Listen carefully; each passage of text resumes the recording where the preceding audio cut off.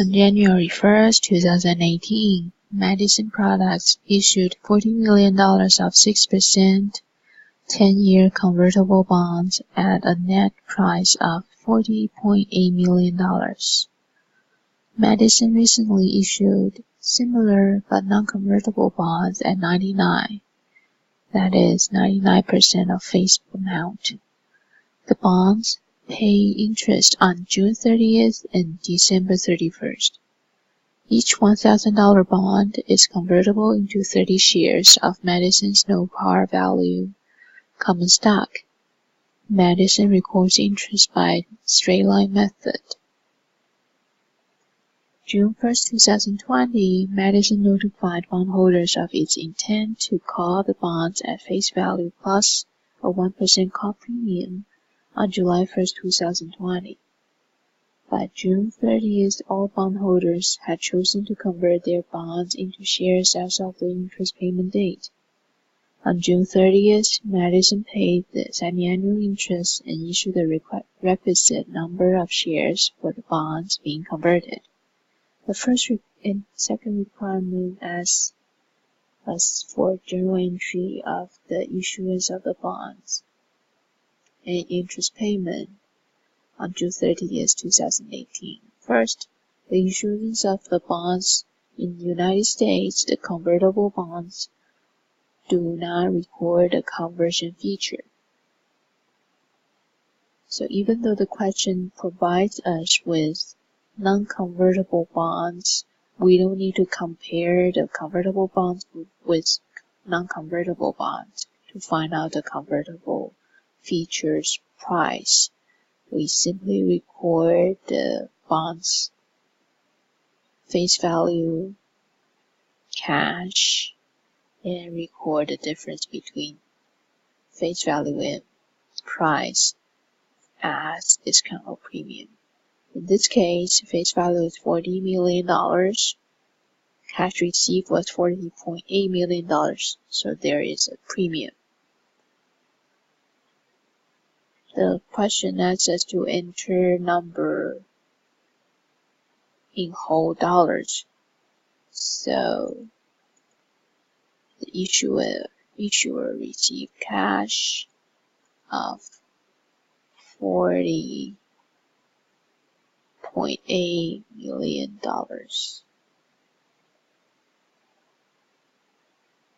But the convertible bond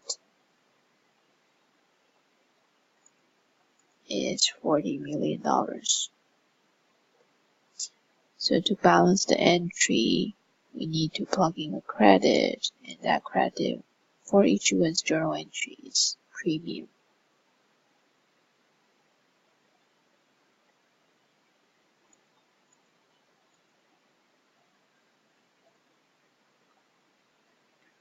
The interest payment on June 30th is the first interest payment.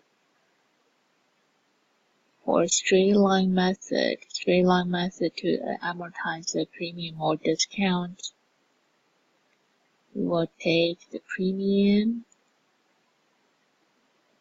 $800,000 divided by number of periods for this bond.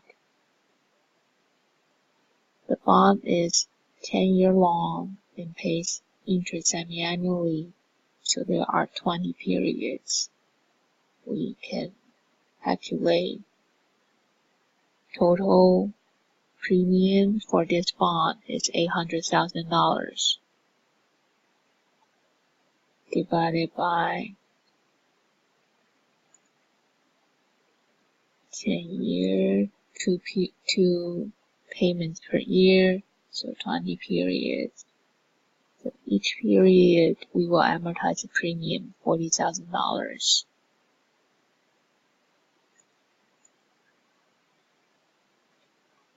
Premium was initially on the credit side. To amortize it, we put it on the debit side.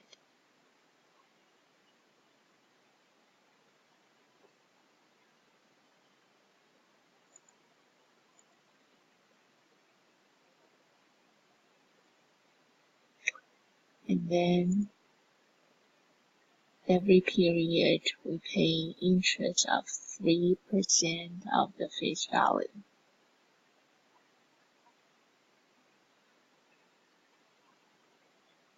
So we pay interest of $1.2 million.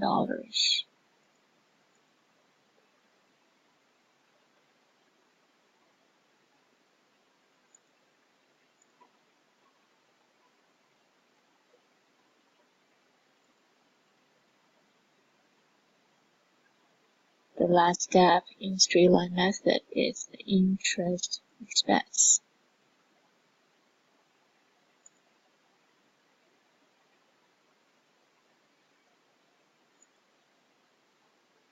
It is the plugging of the difference between cash paid and premium amortized.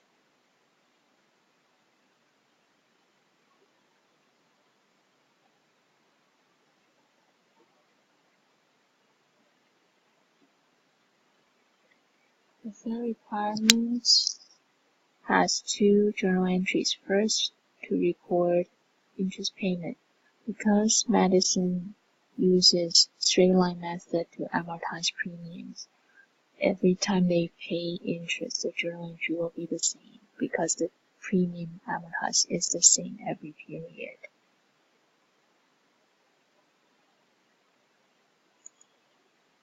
So we will first enter the retired premium, amortized premium on the debit side.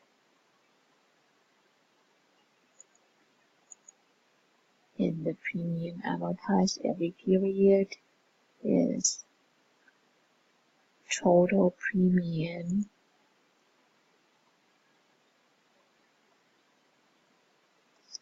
divided by total number of periods of interest. So $40,000 per period, and cash interest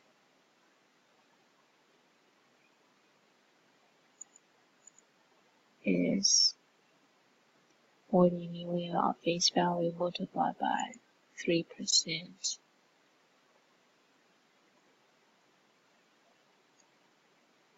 of the stated interest rate.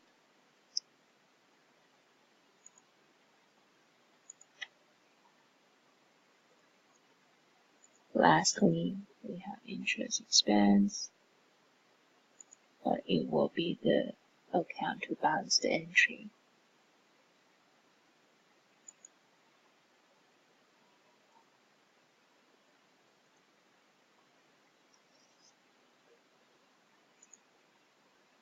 The conversion of the bonds for requirement 3 goes back to the second paragraph.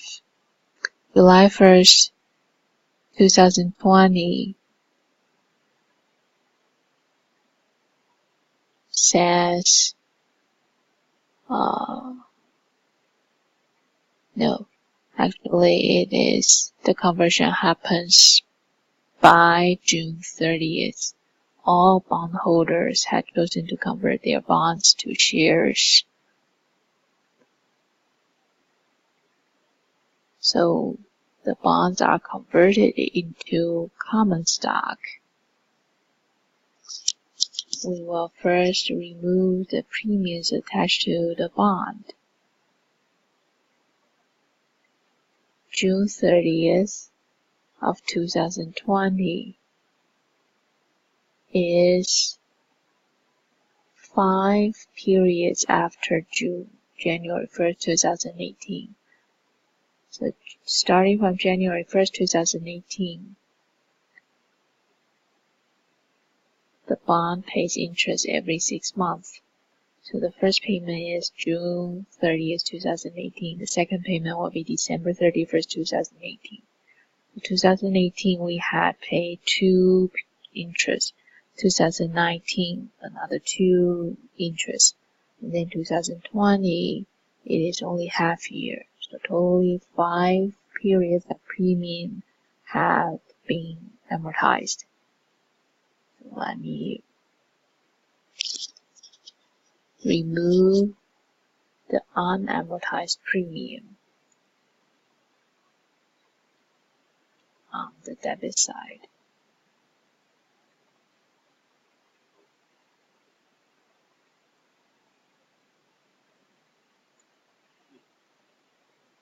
We calculated before each premium. Amortized premium for each period is 40,000. Multiplied by 5 periods, so 200,000 of premium has been amortized. Totally, they have $800,000 of premium minus 200,000 of amortized, so 600,000 of premium has not been amortized. So now the bonds are converted, the $600,000 should be removed.